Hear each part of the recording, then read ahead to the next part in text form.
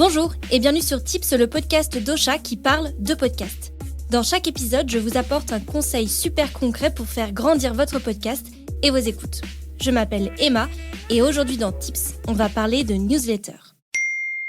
Si vous êtes là, c'est peut-être parce que vous avez vous-même un podcast et que vous cherchez un moyen de booster vos écoutes. La bonne nouvelle, c'est qu'il y a des tonnes de solutions pour faire grossir votre audience. Et l'une d'entre elles, c'est de lancer votre newsletter. Une newsletter, ce n'est pas un email classique. C'est un moyen d'attirer, de fidéliser votre audience, de la récompenser pour son écoute active et de partager avec elle encore plus de contenu, parfois même premium. Je sais ce que vous vous dites. La newsletter représente un nouveau canal à gérer et du contenu neuf à créer, en plus des réseaux sociaux et du podcast. Alors oui, c'est vrai, mais je vous assure que ça en vaut la peine. Je peux vous donner au moins 5 bonnes raisons de lancer sa newsletter quand on est un podcasteur ou une podcasteuse.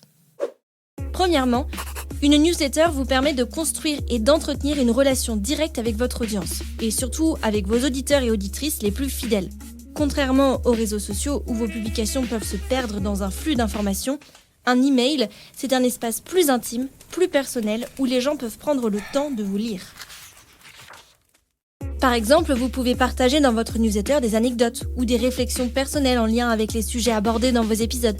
Ça va vous permettre d'aller encore plus loin ou encore de clarifier une pensée que vous avez eue au moment de monter votre podcast.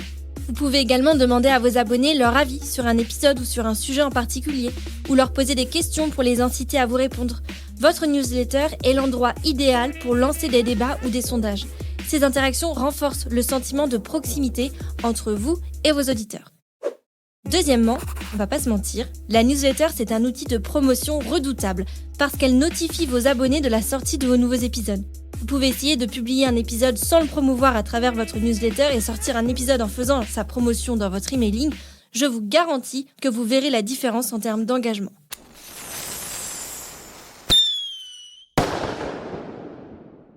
Une fois que votre nouvel épisode est publié, partagez une citation marquante de votre invité ou bien un résumé de l'épisode.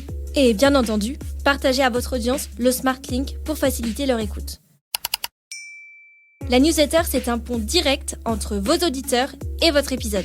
Vos lecteurs qui vous lisent sont là pour vous, pour votre podcast. C'est donc encore plus efficace qu'un post de réseau social perdu sur le feed d'un Instagrammeur. Hello? Troisièmement, elle peut vous permettre d'élargir votre audience parce qu'elle n'est pas uniquement réservée à vos auditeurs.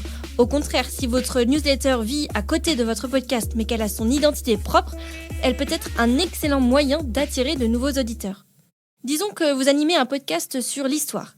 Votre newsletter pourrait contenir des liens vers des articles sur des faits historiques intéressants que vous mentionnez dans votre épisode, ou même carrément indépendants de votre épisode de podcast.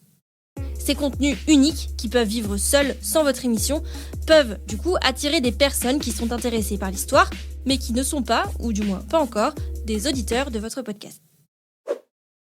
Quatrièmement, votre newsletter permet aussi à vos auditeurs et vos auditrices de s'impliquer au-delà même de votre émission et vous permet à vous de créer une véritable communauté autour de votre podcast, ce qui augmentera forcément l'engagement et la fidélité de votre audience.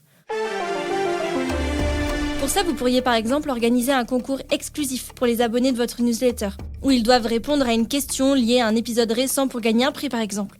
Vous pouvez même organiser des événements en physique ou en digital pour vos lecteurs et vos auditeurs les plus fidèles. Et vous pouvez même imaginer de faire des ponts entre vos deux contenus, comme par exemple réserver une section questions des auditeurs dans votre newsletter dans laquelle vous répondez à des questions que vos abonnés vous ont envoyées, ou vice-versa. Et enfin, cinquièmement, une newsletter peut très bien être un tremplin pour monétiser votre podcast. Imaginez que vous avez écrit un livre sur le sujet de votre podcast, ou bien si vous organisez des formations qui viennent compléter le sujet de votre podcast. Eh bien, dans votre newsletter, vous pourriez offrir une réduction exclusive à vos abonnés. Vous pouvez également utiliser votre newsletter pour promouvoir les produits de vos sponsors ou de vos propres produits dérivés. Et je m'arrête là, parce qu'on n'a que 5 minutes, mais je pourrais continuer encore longtemps. Maintenant que vous savez pourquoi il faut impérativement lancer votre newsletter pour votre podcast, vous devez certainement vous demander comment en créer une facilement sans décupler vos efforts. La bonne nouvelle, c'est qu'il existe pas mal de solutions d'emailing. La mauvaise, c'est que toutes ne sont pas gratuites et que beaucoup nécessitent un apprentissage plutôt approfondi de la plateforme avant de se lancer. Avec Ocha, vous pouvez envoyer une newsletter à vos abonnés directement depuis la plateforme d'hébergement et de diffusion de votre podcast.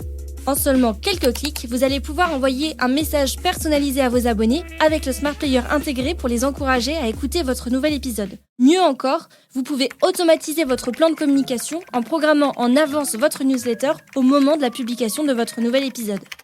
Depuis la plateforme Ocha, vous voyez en un clin d'œil combien de personnes se sont inscrites à votre newsletter et vous pouvez même exporter cette liste en CSV pour l'intégrer à d'autres outils de gestion de base de données. Pour celles et ceux qui écoutent Tips sur Spotify, je lance un sondage sur la plateforme d'écoute. Dites-moi si vous avez prévu de lancer une newsletter pour votre podcast dans l'année à venir. De mon côté, je viens tout juste de lancer la Tipsletter, la newsletter de tips qui s'envoie à chaque nouvel épisode depuis Ocha. J'ai pensé cette newsletter comme un petit édito en lien avec l'épisode de la semaine, avec des partages plus pratico-pratiques et encore plus concrets de mon expérience en tant que podcasteuse. Vous pouvez vous y inscrire depuis la page podcast d'Ocha dédiée à Tips. Je vous mets le lien en description. J'espère que cet épisode vous a plu. Si c'est le cas, vous pouvez le partager sur vos réseaux sociaux ou l'envoyer aux personnes qui ont également un podcast. Je suis sûre que ça peut les intéresser. Dites-moi ce que vous en avez pensé sur nos réseaux sociaux, Ocha_FR, ou bien en commentaire sur Apple Podcast. Et moi, je vous dis à dans 2 semaines pour un nouvel épisode de Tips. Ocha Originals. Cette émission vous a été proposée par Ocha, la plateforme tout en un pour gérer, promouvoir, analyser et monétiser son podcast.